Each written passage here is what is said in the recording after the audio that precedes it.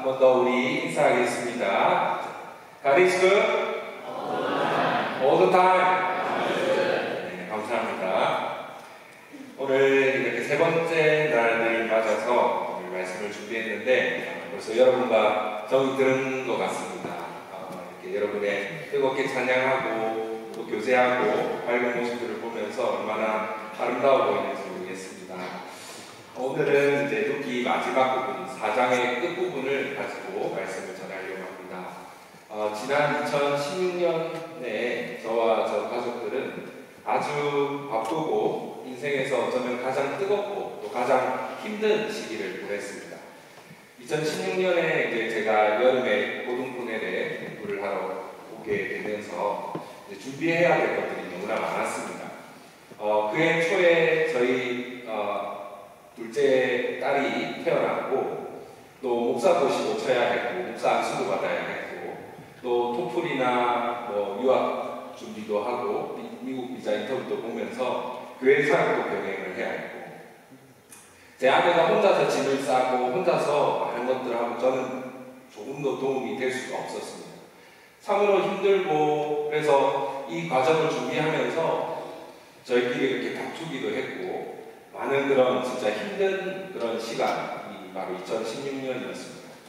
내 아내가 정말 우리가 이렇게 해서 가야 되나 정말 이렇게 힘든데 또 아내는 외국에 나가본 경험이 별로 없어서 나가서 잠깐 여행 갔다 오는 것이 아니라 1년이든 2년이든 짧게 사는 것도 좀 마음의 걱정과 부담이 많이 됐습니다.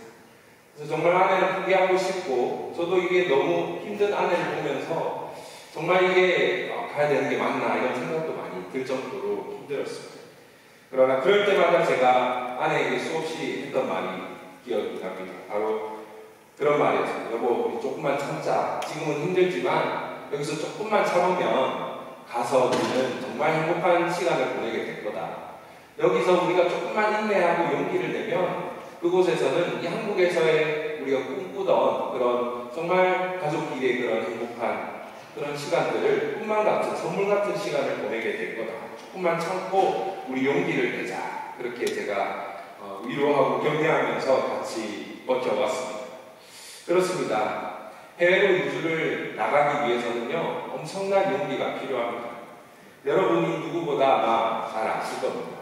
여기 처음 오실 때가 언제였는지 모르겠지만 유학을 준비하고 이주를 준비하면서 그 과정은 결코 쉽지가 않았을 겁니다. 사랑하는 사람들, 친구들을 떠나야 했을 것이고 낯선 곳으로 간다는 것이 정말 그것은 쉽지가 않은 일입니다.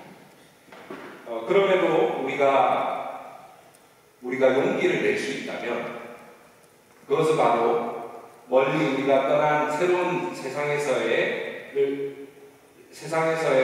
그 꿈만 같은 또 행복한 생활에 대한 아마 희망이 있다면 우리가 용기를 낼 수 있을 겁니다. 누구도 망하기 위해서 더 비참해지기 위해서 해외로 이주를 가는 사람은 없습니다. 모든 사람이 이주를 갈 때 유학이든 일을 하기 위해서 가든 아니면 난민과 같은 경우라도 어떤 더 행복한 삶, 더 밝은 미래에 대한 꿈과 희망을 가지고 이주를 합니다. 그리고 거기서 우리는 이 모든 과정에서 용기를 얻습니다. 오늘 우리가 읽어본 룻기도 바로 이런 이주민의 용기를 잘 보여주는 이야기라고 할 수 있습니다. 오늘 우리가 룻기 본문 4장을 읽었는데요. 제가 1장부터 4장까지 전체를 좀 정리하면서 오늘 이 말씀을 전하도록 하겠습니다. 우리가 지난 시간에 1장 마지막 부분에서 나오미가 이제 베들레헴으로 돌아왔을 때 베들레헴 성 사람들이 나오미를 보면서 정말 놀랍게 달라진 나오미의 모습을 보면서 이가 나오미냐라면서 떠들고 조롱했던 그 장면을 우리는 기억할 겁니다. 그런데 오늘 우리가 읽은 룻기 마지막 4장의 마지막 부분에 가면 완전한 반전이 일어납니다. 성읍 사람들이 나오미를 보면서 칭찬하고 축복하고 복을 빌어줍니다. 엄청난 반전이 온 여인들이 그녀로 인해서 하나님을 찬양하게 되는 반전이 바로 1장에서 4장까지 일어나게 됩니다. 어떻게 이런 나오미의 삶에 반전이 일어날 수 있을까요? 사실 룻기는 나오미의 삶에 하나님이 일으키시는 반전 드라마가 바로 룻기의 주제라고 할 수 있습니다. 나오미의 삶이 절망에서 희망으로, 비참함에서 행복으로, 비워짐에서 채워지고, 낮아짐에서 높여주심으로 이런 반전이 일어나기 위해서 하나님께서 사용한 등장인물이 3명 등장합니다. 바로 결정적인 역할을 한 3명의 기업물자가 있는데요. 그 3명은 바로 첫 번째는 공식적 기업물자, 두 번째는 비공식적 기업물자, 마지막으로 세 번째는 궁극적 기업물자입니다. 오늘 이 3가지 기업물자를 여러분에게 소개하도록 하겠습니다. 첫 번째 공식적인 기업물자는 여러분도 아시겠지만 보아스입니다. 이제 모함 여인 룻은 시어머니를 따라서 낯선 땅 유대 베들레헴으로 들어왔습니다. 그런데 그녀는 집안에 머물러 있지 않고 어머니를 살리기 위해서 밭으로 나갑니다. 우연히 나갔던 밭이 마치 보아스의 밭이었습니다. 하나님께서 섭리를 통해서 이 두 사람을 만나게 하셨고, 보아스는 룻에게 엄청나게 친절을 베풉니다. 룻이 자기 일꾼들과 같이 일을 하게 할 뿐만 아니라 일할 수 있는 기술도 가르쳐주고 또 먹을 것도 주고 안전과 보호도 제공해 줍니다. 모든 종합적인 복지 혜택을 제공해 줍니다. 그리고 이제 룻이 시어머니에게 돌아갈 때가 되자 이제 곡식을 더 많이 넣어가지고 많이 가지고 갈 수 있도록 챙겨줍니다. 이제 그녀가 시어머니에게 돌아와서 일어난 자초지종을 이야기합니다. 룻기 2장 20절에서 나오미는 이렇게 말합니다. 룻의 이야기를 들으면서 그 사람은 보아스를 가리키는 것이죠. 그 사람은 우리와 가까우니 우리의 기업물자 중에 하나이다. 우리의 친척 중에 하나인데 우리의 잃어버린 우리 가문의 기업을 되살려줄 후보 중에 한 명이다. 이 말을 하고 있는 것입니다. 여기서 기업물자는 히브리어로 모엘이라고 하는데요. 부속자라고 하기도 하고 의학성경에는 오수자, 옥수를 바꿔주는 오수자, 보복자로 번역이 되어 있기도 합니다. 이 기업물자 제도는 하나님께서 이스라엘 사회 가운데 가난하고 소외된 사람들을 구제하기 위한 일종의 사회보장 제도였습니다. 하나님께서 여호수아가 이스라엘 백성들이 가나안을 정탐했을 때 12지파에게 각 지파와 가문에게 각자의 기업을 배분해 주셨습니다. 그런데 하나님은 이것 또한 그 기업을 배분해 주실 때에 이것 또한 알고 계셨습니다. 언젠가 어떤 재앙이나 기근이나 어떤 인간이 감당할 수 없는 자연재해와 같은 그런 일이 닥쳐올 수도 있고 개인의 재산을 관리하고 경영하는 능력의 차이로 인해서 실력과 여러 가지 차이로 인해서 누군가는 기업으로 물려받은 땅을 잃어버리게 되고 가난하게 될 것을 하나님은 아셨습니다. 그래서 하나님은 그들을 위해서 그들을 구제하고 그들의 기업을 회복시킬 수 있는 제도를 2가지를 마련해 주셨는데요. 한 가지는 여러분이 아시는 것처럼 바로 희년제도입니다. 희년제도가 뭡니까? 이스라엘 백성이 빚을 져서 어쩔 수 없이 조상으로부터 물려받은 기업으로 받은 그 땅을 팔아야 됐을 때에 50년째 희년이 되면은 그 땅을 다시 되돌려 받을 수 있는 제도가 희년이었습니다. 50년마다 희년이 한 번씩 찾아오는 것이죠. 그러니까 인생을 살면서 모든 사람에게 세컨 찬스가 적어도 인생에 한 번 또는 2번은 찾아오는 겁니다. 하나님은 이렇게 이스라엘 백성들에게 회복할 수 있는 기회를 주셨습니다. 그런데요, 이 50년이라는 기간이 그렇게 기다리기가 쉬운 기간이 아닙니다. 참 긴 기간입니다. 그러면 50년 희년이 지나고 바로 그 다음에 몇 년 되지 않아서 기업을 잃어버린 사람은 그 다음 희년까지 기다리기에는 너무나 힘든 겁니다. 그래서 하나님께서 2번째 제도를 마련하셨는데 그것은 자발적으로 친족 가운데, 친척 가운데, 형제 가운데 좀 부유한 사람이 나타나서 자발적으로 이 친족 형제를 구제하고 회복시키고자 하는 사람이 나타나면 언제든지 빚을 대신 갚아주고 대신 그 땅을 회복시켜줄 수 있는 제도, 그것이 바로 오늘 여기서 말하는 기업물자 모엘이라고 하는 부속자 이 제도입니다. 이런 제도들을 통해서 하나님은 이스라엘 백성들이 가족으로부터 물려받은 그 기업으로 받은 땅을 영원히 잃어버리지 않도록 하나님 그 땅에 고아와 과부와 가난한 자들이 없도록 하나님께서 다 미리 마련해 놓으셨습니다. 이제 룻기 3장에 들어옵니다. 이제 시어머니 나오미는 룻을 보면서 안타까운 마음을 느낍니다. 이제 내가 너를 위하여 안식을 안식할 곳을 찾아줘야 되지 않겠느냐 이런 말을 하는데, 이 말의 의미는 너도 이제 재혼을 해서 다시 가정을 꾸리고 다시 너도 내 인생 찾아서 행복하게 좀 쉼을 쉬어야 되지 않겠느냐 이런 말을 하는 것이죠. 이제 나오미가 드디어 자기 며느리를 돌아볼 여유가 조금 생긴 것 같습니다. 룻은 시어머니의 조언에 따라서 이제 한밤중에 보아스가 누워있는 곳으로 가서 보아스의 그 옷자락을 들쳐 올리고 그 옆에 조용히 눕습니다. 그리고 룻은 보아스에게 자기의 죽은 남편, 자기의 죽은 시아버지 엘리멜렉 가문을 위해서 그 가문을 위해서 기업물을 자가 되어주십시오. 우리 엘리멜렉, 우리 시아버지, 우리 가문이 죽은 남편의 가문이 잃어버린 기업을 대신 되찾아 주십시오라고 고백을 하게 됩니다. 일종의 청혼이었던 것입니다. 근데 룻의 고백을 잘 보시면 정중하게 요청하는 것이 아니라 사실 원어적인 의미로 보면 명령하는 것. 강하게 지금 룻은 이렇게 보아스에게 나의 기업물을 자가 되어주세요. 나의 남편이 되어주세요라고 간절히 명령을 하고 있습니다. 누가 봐도 이것은요 매우 위험천만한 행동입니다. 외국 여인이, 그것도 미망인이, 남편을 잃어버린 미망인이 그 사회, 베들레헴 사회에서 가장 유력하고 인지도가 높고 존경받는 그 사람에게 이렇게 붙어서 뭐 복식도 없고 일자리도 없고 하더니 한밤중에 와가지고는 청혼을 했다는 이야기, 이 소문이 퍼지게 되면 이제 룻은 더 이상 발 디딜 곳이 없게 됩니다. 그리고 당시는 수치 명예의 문화였기 때문에 만약에 이 보아스가 이 요청을 거절을 했더라면 정말 이제 그 마을에서 얼굴을 들고 다닐 수가 없습니다. 그러나 그녀가 이런 대담하고 매우 용기 있는 요청을 한 것은 그녀 자신의 유익을 위해서가 아니었습니다. 그녀는 자기 인생 변해보자고, 나도 이제 부자 남편을 만나서 나도 행복하게 살아보자고 자기 자신을 위해서, 이기적인 도구에서 이렇게 하는 것이 아닙니다. 끝까지 룻은 자기 시어머니와 그 죽은 아버지 엘리멜렉의 가문, 죽은 남편의 가문을 살리기 위해서 자신의 체면과 명예와 이런 것들을 다 내려놓고 매우 위험하고 대담한 행동을 하고 있는 것이죠. 매우 이타적이고 자기 인생적인 사람이 룻이었습니다. 보아스는 그런 룻의 의도를 알았기 때문에 그녀를 면박을 주거나 돌려 수치를 끼치지 않고 그녀의 요구대로 하겠다고 마음을 위로해주고 편안하게 해줍니다. 대신 보아스는 하나님의 율법을 지키는 사람이었고 하나님을 경외하는 사람이었습니다.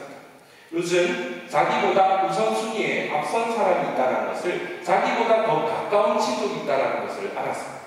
그래서 그 사람에게 먼저 요청을 하고, 그 사람이 기업물자가 되겠거든 그 사람이 하고, 그렇지 않겠거든 내가 할 테니까 걱정하지 말고 돌아가라며 위로해 줍니다. 이제 보아스는 성문에서 그 가까운 친족, 근족을 만나서 이런 이야기를 던집니다. 이 근족은 좋은 기회다 생각하고 나에게 좀 유익이 있겠다 생각을 하고, 왜냐하면 나오미 이야기를 하니까 나오미에게는 더 이상 아들이 없고 더 이상 장복이 없으니까 나오미는 내가 이렇게 하면 그 기업이 내 것이 되겠다, 아마 그런 생각을 했는지 모릅니다. 그런데 이제 보아스가 한마디를 더 합니다. 만약에 그 나오미의 죽은 남편을 위해서 기업을 누르기 위해서는 그 이방 며느리, 모압에서 온 며느리가 있는데 룻이라고 하는 여자와 결혼을 해야 되고, 결혼을 해서 낳은 자식은 너의 자식이 아니라 그 죽은 형제의 자식의 이름으로 대를 이을 수 있도록 해야 된다. 이런 이야기를 하자 근족은 자기 재산에 손해가 있을 것 같아서 나는 못하겠다 하면서 발을 뺍니다. 그런데 보아스가 어떻게 합니까? 그 근족이 포기한 그 책임을 자기 자신이 기꺼이 감수합니다. 보아스에게도 이건 쉬운 일이 아닙니다. 보아스에게도 이것은 재산상의 경제적으로도 많은 면에서 손해가 있는 일입니다. 똑같은 상황이지만 근족이 회피한 그 책임을 보아스라고 하는 사람은 끝까지 책임을 지고 자기 자신의 재산의 손해, 여러 가지 명예와 그런 손해를 각오하고서 그 죽은 형제 엘리멜렉의 가문을 살리기 위해서 마찬가지로 자기 희생적인 결단을 합니다. 여기서 우리가 발견할 수 있는 것은요, 이 자기 희생적인 결단과 희생의 자세, 이것을 우리가 헤세드라고 말합니다. 내가 그렇게 마땅히 그렇게 해야 될 의무가 있어서가 아니라 그렇게 하지 않으면 나에게 어떤 손해가 있어서 내가 이것을 책임을 지는 것이 아니라 그렇게 하지 않는다고 해도 나에게 아무런 손해될 것이 없는데 오히려 내가 그것을 할 때 나에게 어떤 피해가 있을 수도 있음에도 누가 시켜서 또는 그렇게 하지 않으면 벌 받을까봐 두려워서가 아니라 사랑해서 자발적으로 그 책임을 묻는 것, 자발적인 사랑과 친절을 구약에서는 헤세드라고 말을 합니다. 여기서 우리가 발견할 수 있는 것은 룻의 헤세드가 보아스의 헤세드로 전달이 된다는 것이죠. 인간관계에서 헤세드는 이렇게 전파력이 있습니다. 룻이 그럴 필요가 없음에도 자기 시어머니 나오미와 죽은 엘리멜렉의 가문을 살리기 위해서 자기 희생적이고 이타적인 결단을 그 길을 걸어갔던 그 소문이 보아스에게 감동이 되었고 보아스 또한 기꺼이 자발적으로 그 책임을 물기로 하게 되는 것입니다. 여기서 우리가 바로 이 보아스가 공식적인 구속자, 기업 물자라는 것을 알 수 있습니다. 보아스는 정말로 성경이 보여주는 너무나 멋지고 위대하고 아름다운 공식적인 기업 물자였습니다. 그런데 우리에게는 보아스보다 더 아름다운, 더 멋진 비공식적인 기업 물자가 있는데 바로 그것은 룻이었습니다. 룻도 이 룻기의 이야기에서 일종의 기업물자의 역할을 하고 있습니다. 오늘 우리가 읽은 본문 4장 15절에서 여인들은 룻을 칭찬합니다. 뭐라고 칭찬하죠? 곧 너를 사랑하며 일곱 아들보다 귀한 내 며느리가 나는 자다. 여러분 이 칭찬은요 엄청난 칭찬입니다. 일곱 아들보다 귀한 내 며느리가 나는 자다. 여러분 당시가 어떤 사회입니까? 고대 근동 중동 사회가 남성 중심의 사회였습니다. 일곱 딸을 갖다 줘도 아들 하나에게 바꿀 수가 없는 아들 중심의 그런 사회였는데 일곱 아들보다 귀한 며느리, 그 며느리는 어제 제가 이야기했죠. 다른 민족 며느리도 아니고 모압 민족 며느리입니다. 하나님의 여호와의 총에 감히 들어올 수 없다고 하나님의 심판의 대상이었던 그런 하나님의 블랙리스트 민족 가운데 한 국가였던 민족이 모압 민족이었는데 그 모압 출신 며느리가 지금 일곱 아들보다 귀하다고 하는 엄청난 칭찬을 받게 되는 것이죠. 이 룻은요 잠언 31장에 나오는 바로 그 현숙한 여인의 모습이 바로 룻에게서 나타나고 있습니다. 룻은 정말 고귀한 성품을 가진 그런 며느리였습니다. 왜 그녀가 지금 이런 칭찬을 받고 있을까요? 바로 그녀의 자기 희생적인 사랑과 친절, 즉 헤세드 때문입니다. 룻의 이야기를, 룻의 관점으로 좀 이야기를 살펴보겠습니다. 룻기 1장으로 돌아오면 룻은 이제 나오미가 모압 땅에서 얻는 며느리였죠. 이민 생활 10년 끝에 나오미는 모든 것을 잃어버렸습니다. 남편도 있고 사랑하는 두 아들도 있고 당시 사회에서 남편 아들이 없이는 경제적인 안정을 얻을 수가 없습니다. 그런데 이제 모든 절망적인 상황 속에서 나오미는 베들레헴으로 돌아오고자 합니다. 그것은 바로 복된 소식, 고향 베들레헴으로부터 들려오는 복음을 들었기 때문이죠. 여호와께서 다시 자기 백성을 돌보셔서 고향 땅에 양식이 넘쳐난다는 소문이 나오미의 귀에 들려왔을 때, 그 복음을 들었을 때 집을 떠났던, 고향을 떠났던 나오미가 돌아가야겠다는 마음을 먹게 됩니다. 그런데 이제 나오미가 돌아오려고 할 때에 며느리들을 자기 친정으로 돌려보냅니다. 그래, 지금까지만 해도 10년 동안 너네가 나와 함께 살아준 것만 해도 고맙다. 나는 너희한테 하나도 아쉬울 거 없고 바랄 거 고마운 마음뿐이다. 이제 너희도 고생했으니까 너희 친정에게로, 그리고 너희 부모님과 너희 신들에게로, 바로 모압 신들이 섬겼던 그 모스 신에게로 돌아가라 놓아주려고 합니다.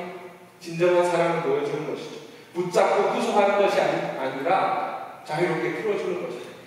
그런데 첫째 며느리 오르바는 어머니의 권유에 따라 돌아가지만 룻은 시어머니의 말문을 뿌리치고 끝까지 시어머니를 붙잡습니다.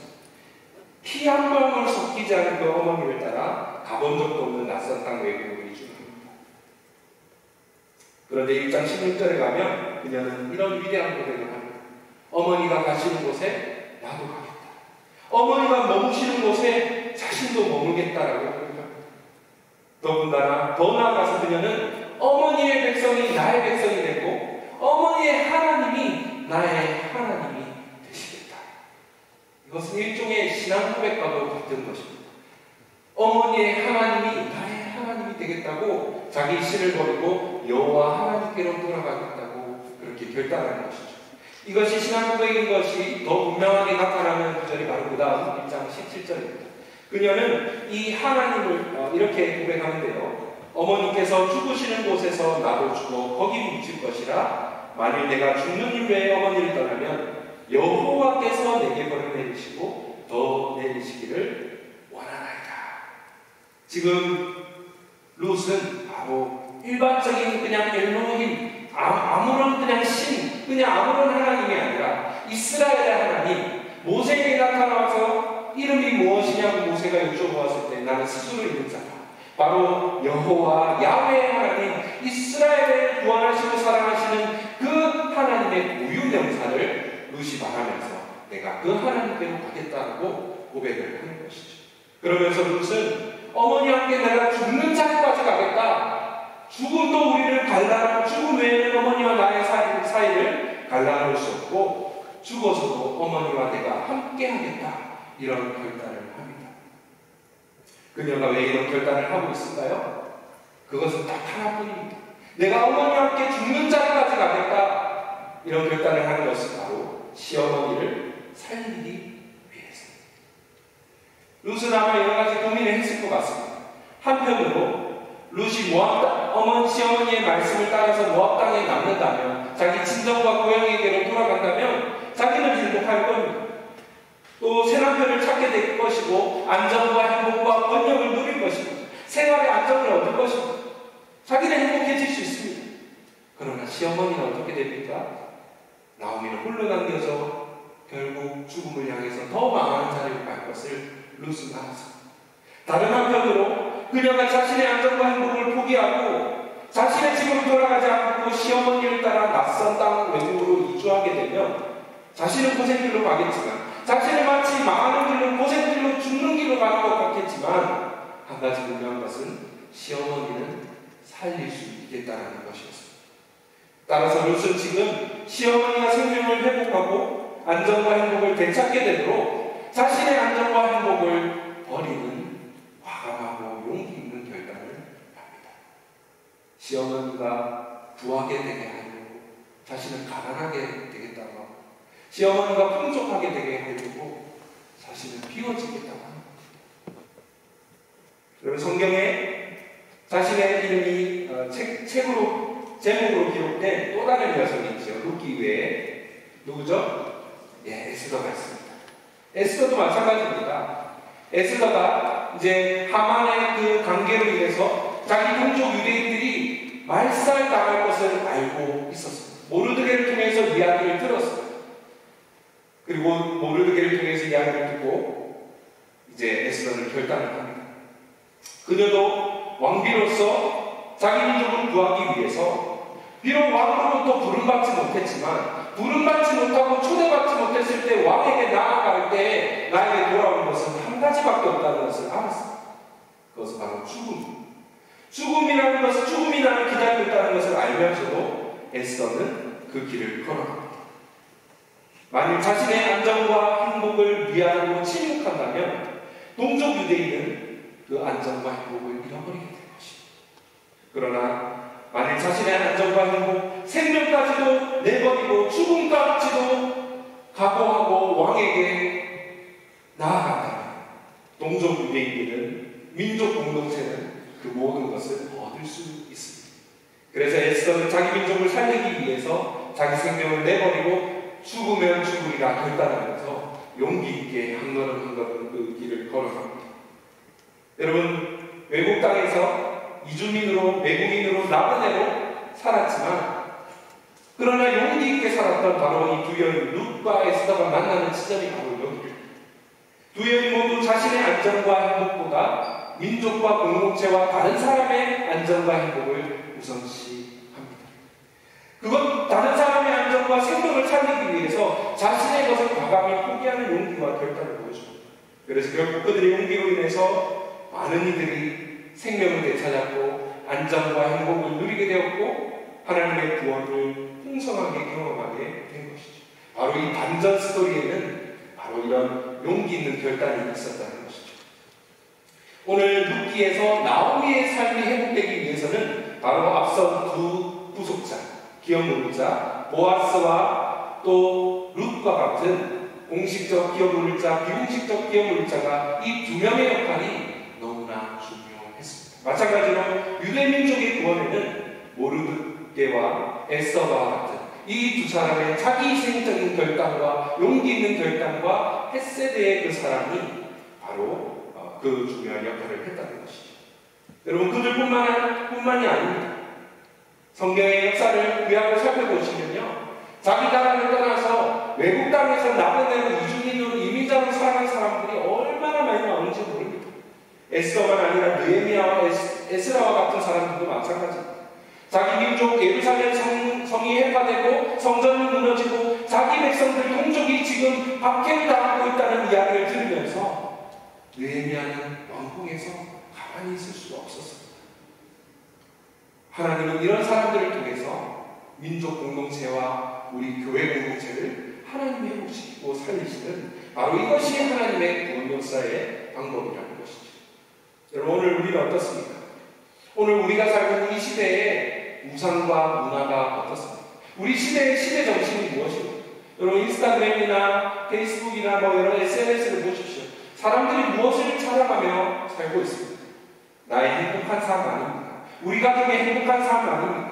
우리가 모든 것을 선택하는 것, 공부하고 직장을 찾고 이사를 가고 이 모든 것들, 교회를 정하는 것까지 어쩌면 우리의 행복, 우리 가족의 행복이 우리의 가장 절대적인 우선순위가 되어 있는 그런 우리 시대가 아닙니다.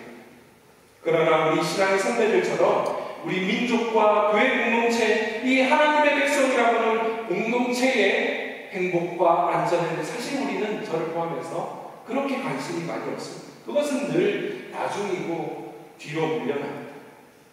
하나님께서 내게 복을 주셨다면 여러분 우리만 복을 받는 것에서 그쳐서는 안 됩니다. 그 복이 필요한 이들 그 공동체로 가서 복이 되어줘야 합니다. 그게 제가 우리 교회 성도님들에게 한국인뿐만 아니라 우리 이주민 성도님들에게도 늘 하는 말입니다.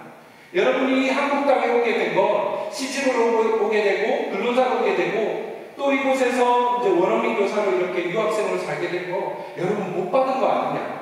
여러분 나라의 친구들은 오고 싶어도 못 오는 사람들이 많은데 그들이 안전하고 모든 것이 잘 갖춰져 있는 이 한국 땅에 와서 얼마나 행복해하고 우리가 복을 받았는지 모릅니다. 그러나 하나님이 여러분을 복 주신 것은 여러분만 복을 받은 것에서 멈추는 것이 아니라 여러분이 복이 되어주어야 합니다. 바로 갈대아굴을 떠나서 하나님이 보여주신 그 땅, 가나안 땅으로 약속의 땅으로 들어갔던 하나님의 말씀을 붙잡고 그 땅에 들어갔던 아브라함처럼 바로 하나님의 아브라함의 행실, 너는 복이 될지라. 그것이 제가 우리 성도님들에게 계속해서 이야기하는 것입니다. 오늘 여기 있는 여러분도 동일하다고 생각합니다. 여러분도 계속 우리 조정 목사님 계속해서 말씀하시는 메시지의 핵심이 그게 아닌가 싶습니다. 여러분은 복을 받았기 때문에 누군가에게 복이 되어줘야 됩니다. 이 땅에서 성교적 삶을 살아야 된다라고, 제자의 삶을 살아야 된다라고 계속해서 도전하고 있습니다. 여러분 룻을 보십시오. 그녀는 모두가 꿈꾸는 삶을 꿈꾸지 않습니다.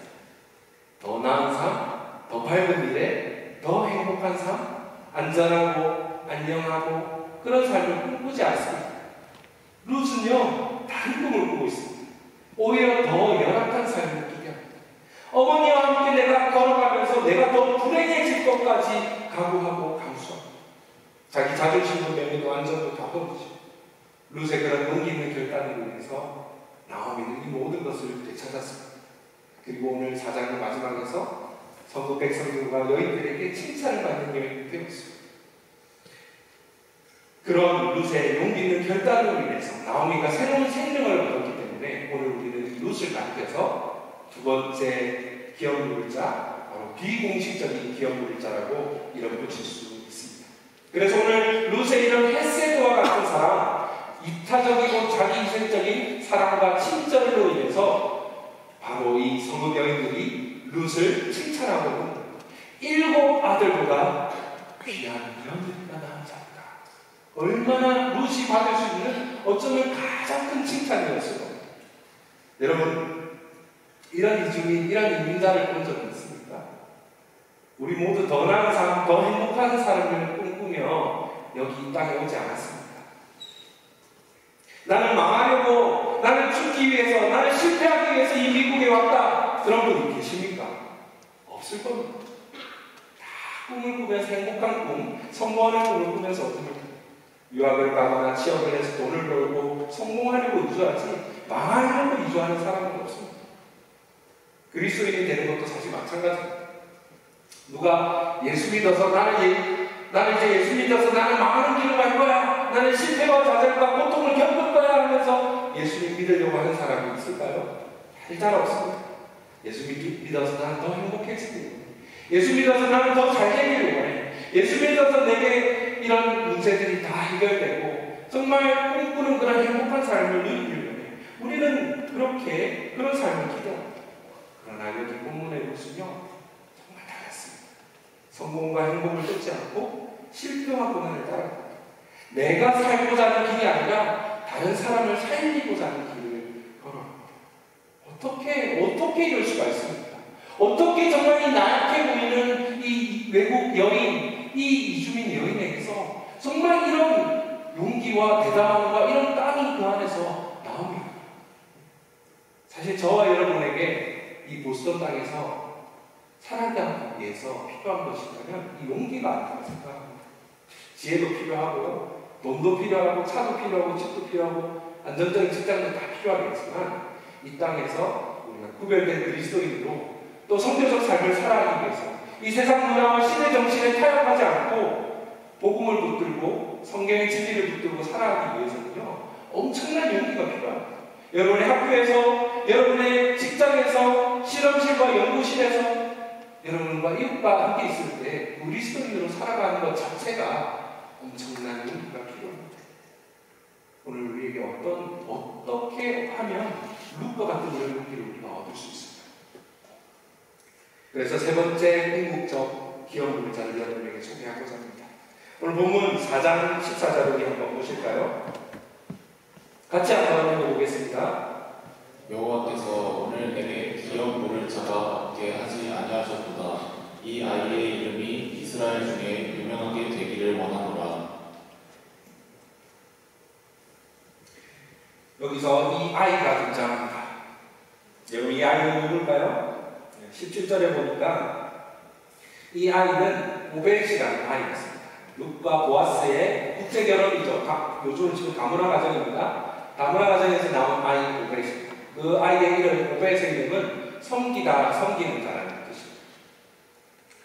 베들레헴에서 유력한 자 보아스와 모압 여인 이주민 룻의 이 민족을 초월한 이 결혼관계에서 태어난 아들, 바로 섬기는 자라고 하는 이름을 갖고 태어난 이 아들, 그 오벳의 이름이 유명하게 되었습니다.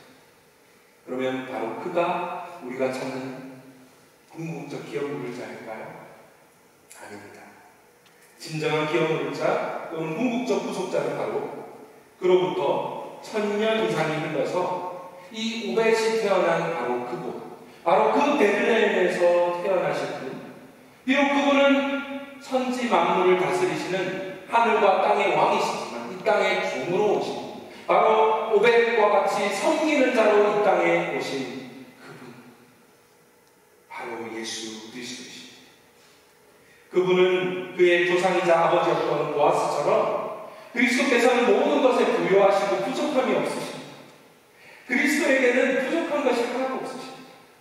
그럼에도 불구하고 그리스도께서는 보아스처럼 저와 여러분, 우리 교회의 기업물자가 되시기 위해서, 저와 여러분을 구원하시기 위해서 재산상의 막심한 피해를 겪으셔야 했습니다.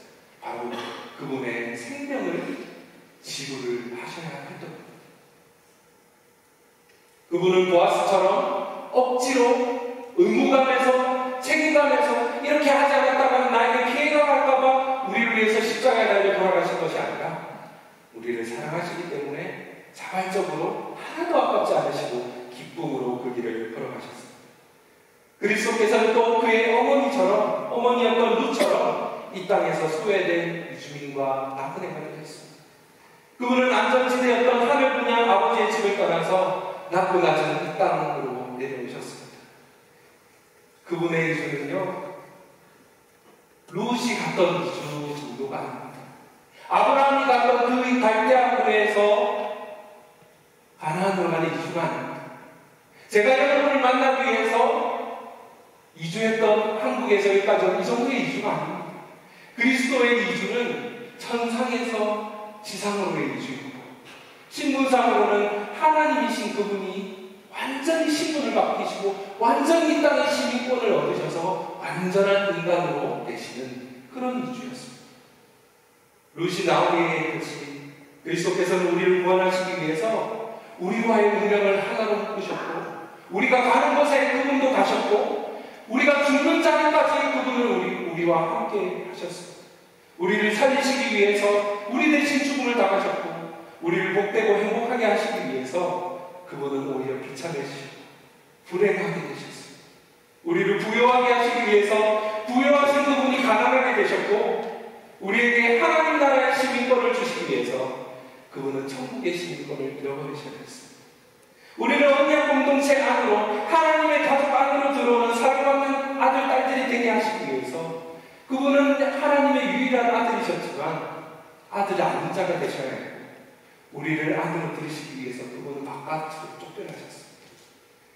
그분은 그럴 필요가 없으셨던 분이셨지만 이 땅에서 진정한 나그네가 되셨습니다.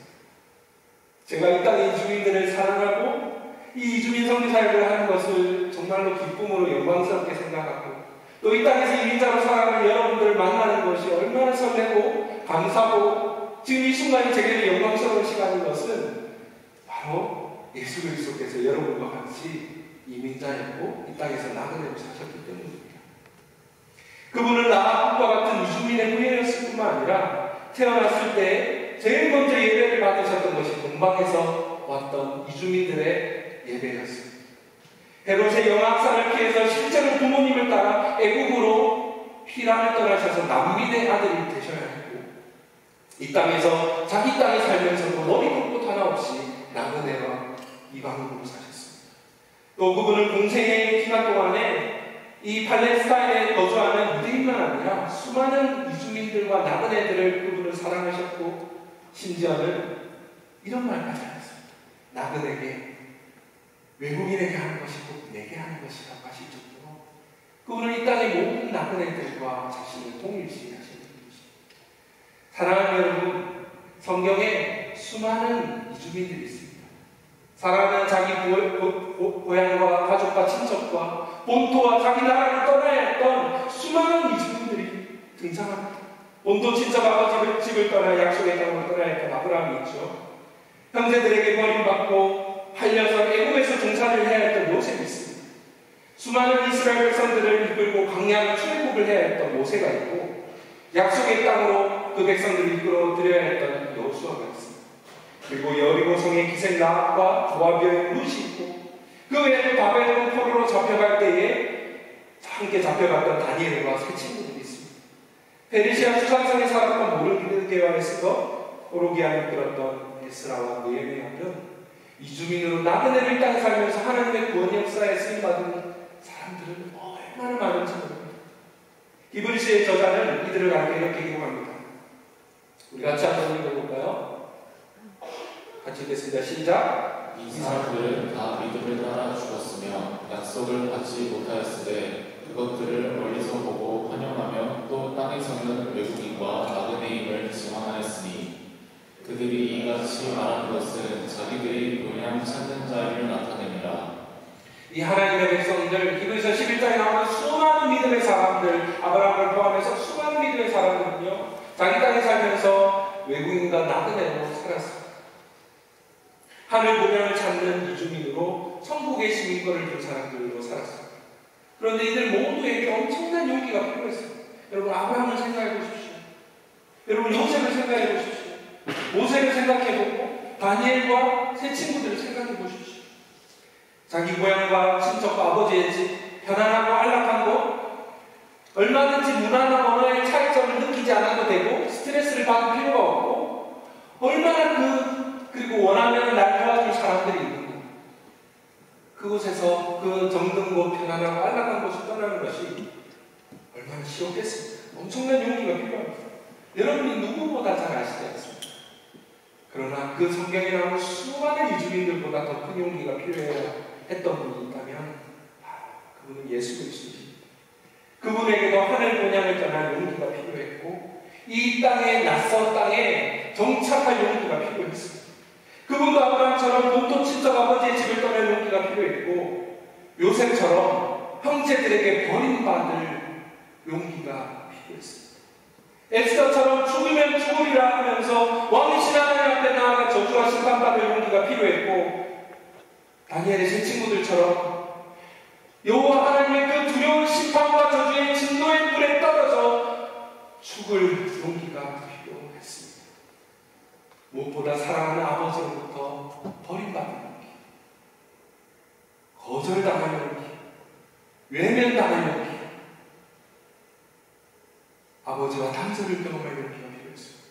그 용기가 어디에서 나왔을까요? 바로 사랑. 예수님의 용기는 바로 사랑에서 나옵니다. 사도 요한의 말을 들어보십시오. 사랑 안에 두려움이 없고 온전한 사랑이 두려움을 내준다. 예수님께서도 두려우셨습니다. 예수님께서 십자가를 지시기 전에 그 겟세마네 동산에서 기도하면서 얼마나 두려워 떨었는지 땀이 빗방울이 되도록 할 수만 있거든 이 잔을 내게서 떠나게 해달라고. 예수님은 하나님의 아들이셨기 때문에 그 십자가를 지는 것이 쉽고 간단한 일이 아니었습니다. 그분은 완전한 인간이셨기 때문에 우리와 같은 인간이셨기 때문에 하나님으로부터 단절되는 것, 진노와 저주의 대상이 되는 것은 그분에게 정말 악몽 같은 것이며 생각조차 하기 싫은 두려운 일이었습니다. 그럼에도 그분이 용기를 낼 수 있었던 것은 바로 저와 여러분을 향한 사랑 때문이었습니다. 온전한 사랑이 두려움을 내어줬습니다. 사랑하는 여러분, 용기는 두려움의 부재가 아닙니다. 기쁨의 문제입니다. 용기는 두려움의 부재가 아니라 기쁨의 문제입니다. 우리를 두렵게 하는 것들이 무엇입니까? 나를 두렵게 하는 사람이나 환경이 없어진다고 내게 용기가 찾아오는 것이 아닙니다. 그런 것들이 여전히 있지만 우리가 용기를 낼 수 있는 것은 기쁨의 문제, 기쁨이 있을 때 용기를 낼 수 있습니다. 이것을 잘 보여주는 드라마가 하나 있는데요. 제가 좋아하는 드라마. 혹시 여러분 미스터 선샤인을 보신 분이 계실지 모르겠습니다. 계시죠? 여러분도 드라마 보시죠?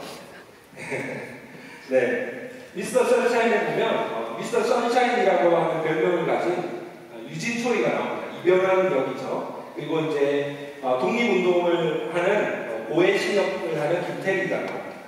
이 미스터 선샤인 이병헌은 이 김태리를 사랑한 나머지 비록 자기를 버린 종국이지만 그 나라를 돕기 위해서 결단합니다. 제가 마지막 장면을 좀 스포일을 해야 되는데 네, 안 들으시는 분이 있어도 되겠고요. 나중에 보실 분은 네, 그 마지막 편에서 이제 기차를 타는 장면이 있습니다. 기차 안에 수많은 조선 사람들이 독립운동을 하는 사람들이 그 기차에 타고 있고 일본 순사들이 이제 그 독립운동하는 사람들이 있다라는 소식을 듣고 찾아내기 위해서 합니다. 그때 이병헌이 권총에 총알이 한 발 남았거든요. 근데 그 일본 순사들을 이끌고 기차 제일 끝칸으로 이동합니다. 제일 끝칸으로 일본 순사들을 데리고 가면서 마지막으로 김태리에게 이런 말을 합니다. 명언입니다. 울지 마시오. 이건 나의 히스토리이자 러브스토리요.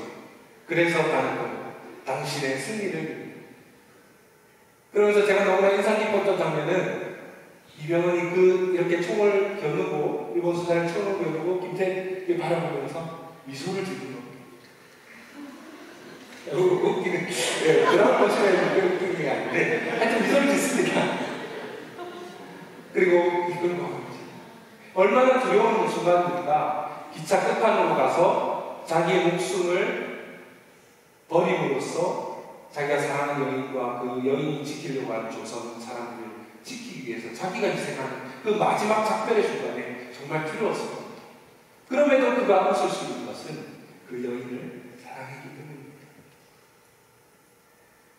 바로 그 장면에서 이제 마지막 장면에서요, 이제 이병헌이 데리고 극한으로 모두를 밀어넣고 마지막 남은 한 발의 총알로 마지막 칸과 그 앞에 있는 칸을 연결하는 연결고리를 맞춰서 기차를 분리시키고 자신의 마지막 칸에 그 일본 수사들과 함께 남아서 두 팔을 벌리며 총알맞이를 합니다.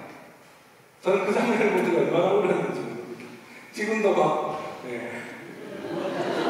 예수 그리스도의 십자가가 생각이 나가지고 그때 정말 많이 울었습니다. 보다가 혼자 보다가 아내한테 울면서 여러분, 그분도 그게 고통스럽고 두려운 일이었지만 그분이 그것을 감당할 수 있었던 것은 사랑 때문이었고, 사랑하는 여인을 살리기 위해서 살릴 수 있다라고 하는 그 기쁨이 있었기 때문에 그는 그 길을 기쁨으로 걸어갑니다. 사랑하는 여러분 너무 힘드십니까? 이 땅에서 남은 애로 이민자로 살아가는 거 지치고 포기하고 싶으십니까? 이만하면 됐다, 이만하면 돌아가고 싶다 싶으십니까? 나는 아닌 것 같다, 이런 좌절하고 싶은 생각이 드십니까? 견디고 힘들 때마다 예수 그리스도를 바라봅시다. 그리스도를 바라봅시다. 히브리서 12장 2절은 이렇게 말합니다. 믿음의 주요 또 온전하게 하신 예수를 바라보자. 그는 그 앞에 있는 기쁨을 위하여 십자가를 참사 부끄러움을 개의치 아니하시더니 하나님 보좌 우편에 앉으셨습니다. 여러분, 예수님도 말합니다. 그게 얼마나 두려웠는지, 그 고통을 참는 것은 쉽지가 않았습니다. 그러나 예수님께서 그 십자가의 고통, 모든 불명예와 수치와 조롱을 한 몸에 짊어지는 고통, 죄가 없으신 그분이 마치 하나님의 눈에 연쇄살인범과 성폭행범과 강간범인처럼 보여야 되는 그런 수치와 그런 두려움을, 그리고 무엇보다 사랑하는 아버지, 결코 끈을 내어 끊어질 수 없는 그 아버지로부터의 탄전을 경험하는 그 예수님은 너무나 이게 두려웠습니다. 그럼에도 그분은 그 길을 걸어가실 수 있었던 것은 그 앞에 있는 기쁨 때문이었습니다. 그 앞에 있는 기쁨을 위하여. 여러분, 예수님에게 어떤 기쁨이 더 필요했습니까? 그분에게 부족함이 없지 않습니까? 그분은 모든 기쁨을 가지고 있지 않습니까?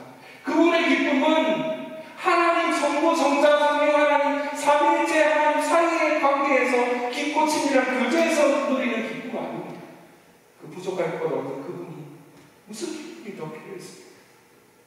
그분에게는요, 모든 것이 다 있지만 없는 것이 하나 있었습니다. 저와 여러분, 우리 인간을 구원하는 기쁨, 우리가 하나님의 자녀가 되는 기쁨, 다시 하나님과 함께 친밀한 교제 가운데로 초대되는 기쁨, 그 앞에 있는 기쁨을 위하여 그분이 십자가를 참으셨고 결국 하나님 보좌 우편에 앉으심으로 우리의 주와 구원자가 되셨다고 말합니다. 여러분, 포기하고 싶고 더 이상 힘들고 지칠 때마다 그 앞에 있는 기쁨을 위하여 십자가의 고통을 참으신 예수 그리스도를 바라봅시다. 여러분, 어느 종교가 신에게 용기가 필요하다고 말합니다. 신에게 용기가 필요하다면 그게 신입니다. 신은 용기가 필요 없어야 되는 거 아닙니까? 두려울 게 없어야 되는 거 아닙니까? 그러나 우리 하나님은 다릅니다. 우리 그리스도께는 엄청난 용기가 필요했습니다. 나오미와 같이 망해가는 저와 여러분을 살리려고, 저와 여러분을 회복시키시려고 그분이 그 길을 걸어가시기 위해 엄청난 용기가 필요하셨다는 것이죠. 그 예수 그리스도의 우리를 향하신 용기를 생각하고 묵상하면서 우리가 지치고 포기할 때마다 우리가 용기를 낼 수 있으면 좋겠습니다. 여러분, 그런데 마지막으로 이제 제 이야기를 좀 나누려고 합니다. 룻의 삶을 깊이 들여다보시면 우리에게 분명하게 확인시켜주는 사실이 하나 있습니다. 그것은 우리가 갖고 있는 행복 행복한 삶에 대한 정의와 기대를 내려놓고 하나님의 뜻대로 살기를 구할 때에 하나님은 우리에게 복을 주신다. 내가 생각하는, 내가 갖고 있는 행복한 삶에 대한 개념 정의를 버렸을 때에 하나님은 정말로 행복한 삶을 우리에게 주신다. 그게 무엇을 통해서 우리에게 알려주십니다. 그것이 여러분 앞에 있는 저의 간증입니다. 저는 계속해서 해외 선교를 하고 싶었어요. 그런데 하나님께서 제게 다른 꿈을 주셨어요. 제가 계속 고집을 부리면서 해외 갈 거라고, 저는 해외 선교사가 될 거라고 했지만 하나님은 해외 가기를 싫어하는 제 아내까지 저에게 주시면서 국내 선교사로 저를 붙잡아 주셨습니다. 제가 처음으로 이 이주민 선교를 경험했던 때는 지금으로부터 한 17년 전 2005년이었어요. 그때 제가 만 20세였는데요. 군대에 이제 들어갈 예정이었어요. 입영하기 날짜 3일을 앞두고 이제 제가 수근증이 좀 있거든요. 그래서 저를 아는 분들이 막 제가 라면 먹을 때마다 막 그 라면 국물이 옆에 다 튀기니까 너무 안 돼 보였는지 군대 가기 전에 신체 검사 한번 해보고 가라. 군대 가서 고생한다.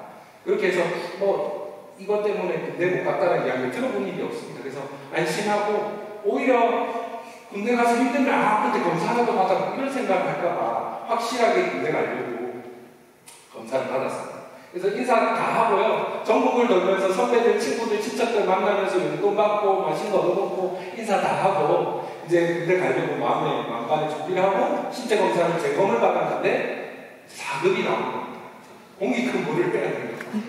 그래서 친구들은 너는 역시 신의 아들이다. 막 그렇게 축복을 해줬지만 저는 사실 좀 부끄러웠습니다. 왜냐하면 겉으로 보기엔 제가 멀쩡하잖아요. 운동 좋아하고 제가 그래도 건강하니까. 저는 또 고등학교 때 친구들 가운데 그런 우리 해병대 클럽이 있었습니다. 남자는 해병대 가야 근데 이제 공익을 가게 된다고 하니까 너무 부끄러워서 이게 하나님 무슨 일입니까? 저는 이해가 잘 안 됐습니다.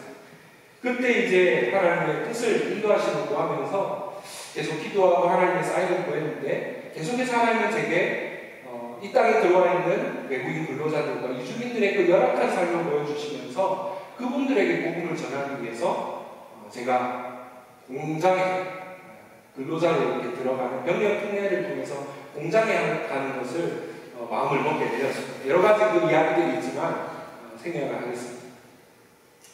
그러고 나서 이제 2년 2개월 동안 같이 공장에서 같이 동고동락하면서 같이 이제 고생을 하면서 그분들을 제 모교에 데리고 와서 이제 모교의 청년으로서, 대학생으로서 외국인 선교회를 만들고 영어 예배를 시작하고 막 그렇게 했습니다. 그 이후에 대학교에 복학해서도 대학교에 있는 그 지역에 있는 근로자들 또 다문화 가정의 아이들 공부방에서 공부도 지도하고 또 유학생들 그렇게 이제 대학생으로서 그런 사역도 경험을 했습니다. 그때까지만 해도 제가 지금 이렇게 이주민 선교를 하고 있을 줄 몰랐어요. 저는 계속해서 해외 선교사가 되고 싶었죠. 그리고 이제 신대원 신학대학원에 들어가서 이제 2학년에 대해서 첫 사역지를 구할 때에 울산교회에서 영어 예배부 사역자, 영어로 설교할 수 있는 사람을 찾는다라는 것을 소식을 듣고 지원을 해서 가게 되었습니다. 그때까지만 해도 저는 해외 선교가 꿈이었어요. 제가 국내 이주민 외국인 근로자 선교를 하는 것은 제가 해외 선교로 나갈 만한 자질이 되는지 선교적으로 여러 가지 면에서 교회로부터 검증을 받고 공동체로부터 선교사로 파송을 받고 싶어서 그렇게 중간 거쳐가는 단계로 저는 생각을 했습니다. 그런데 하나님께서는 저와 다른 계획을 갖고 계셨던 것 같습니다. 계속해서 제게 설득하셨고 여러 가지를 통해서 제게 말씀해 주셨고 제가 알아들을 수 있는 방법으로 여기가 선교지다. 이 도시에 있는 주민들을 봐라. 어딜 가려고 하느냐. 여기 네가 있어야 된다. 나는 너를 여기에서 보내기를 원한다는 마음이 계속해서 느껴지는 것 같았습니다. 그러다가 이제 담임 목사님과 교육자 책나눔을 하다가 이번에 목사님의 목적이 이끄는 교회 책에서 이런 말이 있는 걸 봤습니다. 교회가 하는 일에 하나님이 복을 주시도록 기도해서는 안 되고 하나님이 하시는 헛된 일에 교회가 사용받도록 기도해야 합니다. 내가 갖고 있는 플랜과 계획을 가지고 하나님 이 계획이 잘 되게 하나님 복 주세요. 하나님을 조수로 사용하려고 하는 것이 아니라 하나님을 먼저 떼어앉히고 하나님이 계획하시고 하나님이 하시는데 내가 쓰임받는 그게 교회가 드려야 되는 기도이다라고 하는 문구를 보면서 결단을 하게 되었습니다. 그리고 그때부터 하나님께서는 제 인생을 놀랍도록 다르게 놀랍게 인도하셨습니다. 그래서 제가 너무나 그 이후에 이어진 그 다음에 유학을 오게 되고 또 다시 돌아가서 교회를 개척하게 되고 그리고 여기까지 와서 여러분을 만나고 제가 여러분 앞에서 말씀을 전할 수 있다는 것만 봐도 제가 얼마나 복을 받았어요. 저는 정말 복을 많이 받았다는 생각을 많이 하게 됩니다. 오늘 조금 전에 보스턴 거리를 걷는데요. 누군가 저를 알아보면서 인사를 해주시는 것이었습니다. 보스턴에서 저를 알아보고 인사를 해주시는 분이니까 누군지 모르겠지만 정말 감사합니다. 네, 너무 감사했습니다. 하나님께서 저를 복을 주셨는데 그건 제가 잘한 거 아무것도 없습니다. 사역의 열매도 별로 없습니다. 자랑할 거 없습니다. 그저 제가 가려고 했던 제 행복한 삶, 제가 꿈꾸는 이상적인 삶에 대한 개념 정의를 제 계획을 내려놓고 하나님의 계획에 저의 몸을 담았을 때 하나님께서 제 걸음을 주도적으로 제 인생에서 개입하시고 지금도 인도해 오고 계신 것을 느낍니다. 또 다른 간증을 하나만 더 소개하겠습니다. 저희 교회 함께 동역하고 있는 저희 필리핀 전도사님이 계십니다. 제이슨 전도사님이라고 하는데요. 우리 전도사님은 한국에 온 지 지금 15년이 됐습니다. 전도사님이 한국에 처음 왔던 것은 울산에 근로자로 와서 동생이 몸이 아프기 때문에 동생의 건강을 치료하는 회복하는 병원비를 벌기 위해서 근로자로 한국에 왔다가 원래 로마 가톨릭이었는데 예수님 복음을 듣고 예수님을 영접하고 저희 교회에 오게 되었습니다. 리더로 섬기다가 제가 우리 전도사님을 보면서 정말 열심히 섬기고 겸손하게 잘 섬기는 것을 보면서 정말 하나님께서 우리 전사님을 정말 사역자로 또 목회자로 쓰시는 걸 원한다는 마음을 가지고 홀링을 했습니다. 그런데 전사님은 그때 바로 답을 주지 않았습니다. 3년 뒤에 예스라고 하는 데까지 3년이 걸렸습니다. 왜냐하면 전사님은 기도 제목이 있었거든요. 필리핀에 있는 가족들이 아무도 예수님을 믿지 않기 때문에 자기가 여기 나와 있으면 복음을 전할 사람이 아무도 없기 때문에 가족 중에 한 사람이라도 예수 믿는 사람이 나타나면 자기가 이 길을 가겠다. 하나님의 사인으로 알고 가겠다라고 그렇게 결단했습니다. 그렇게 하나님의 응답이 오기까지 3년이 지났고 하나님은 전사님의 동생이 이렇게 복음을 전하게 하셨고 예수님을 믿게 하셨고 전사님이 이 길을 걸어갔습니다.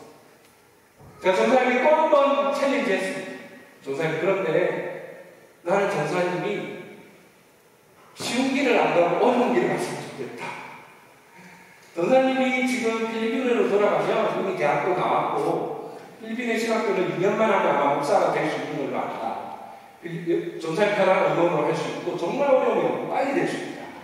근데 전도사님이 예수님을 믿게 된 스토리가 다르지 않느냐. 전사님이 한국에 근로자로 와서 예수님을 믿게 되었고 전사님의 삶의 간증이 이 땅에서 근로자로 또 나그네로 살아가는 사람들에게 많은 사람들에게 도전이 될 수 있다. 전사님이 쉽지 않겠지만 한국에서 한국어로 신학 공부를 했으면 좋겠다. 그래서 학제가 맞지 않아서 필리핀에서 학교를 나왔지만 다시 한국에서 대학교 과정을 4년을 수료해야 했고 또 지금 신학대학원에서 또 3년을 하고 있는 중이고 졸업하면 또 강도사 수련 과정을 거쳐서 목사 적어도 10년 이상의 기간이 전사에 걸립니다. 한국어로 공부하는 거, 신학 공부하는 거 너무 어렵습니다. 우리는 영어를 어릴 때부터 했지만 영어를 공부하는 게 너무 어렵잖아요. 근데 한국에 처음 와서 한국어를 배운 사람이 신학 공부를 하고 하는 것은 너무 어렵습니다. 어쩌면 제가 내야 했던 용기보다 우리 전도사님이 내야 했던 용기가 훨씬 더 컸을 거라고 생각합니다. 그런데 그 전도사님이 본인이 꿈꾸던 행복한 삶이 있었을 것인데 그 행복한 삶에 대한 정의를 내려놓고 하나님의 손에 자신을 맡겨드릴 때 하나님의 계획에 자신의 삶을 맡겨드릴 때에 하나님은 우리 전사님을 통해서 지금도 우리 교회 가운데 얼마나 귀하게 하나님을 사역하고 계시는지 모릅니다. 전사님에게 제가 늘 하는 말이 있습니다. 오늘 나오미가 루시 들었던 칭찬처럼 전도사님은 7 아들보다 귀한 며느리다. 나 같은 한국인 선교사 7명이 필리핀에 들어가는 것보다 전도사님 1명이 필리핀에 들어가서 복음을 전하는 것이 훨씬 더 하나님 나라 선교에 효과적이다. 전도사님을 이렇게 챌린지하고 있습니다. 우리 전도사님에게 이제 전도사님은 앞으로 한 3년 뒤에 필리핀에 돌아가서 교회를 개척할 비전을 가지고 함께 신학 공부를 하면서 준비하고 있습니다. 그리고 그 전도사님도 지금 저와 함께 이 도시성교의 비전을 가지고 함께 사역을 하고 있습니다. 사랑하는 여러분, 이제 말씀을 마치면서 제가 여러분에게 도전을 좀 하고 싶습니다. 여러분은 어떤 행복한 삶을 꿈꾸고 계십니까? 이 땅에서 여러분의 공부를 통해서 또 직장 생활을 통해서 여러분 어떤 자리에까지 가고 싶고 어떤 삶을 누리고 싶습니까?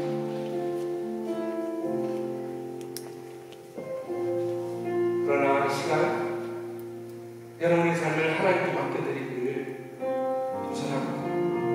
여러분이 갖고 있는 행복한 삶에 대한 개념 정의를 버려두고 하나님께 온전히 하나님의 손에 내 삶을 맡겨드리는 여러분 되기를 원합니다.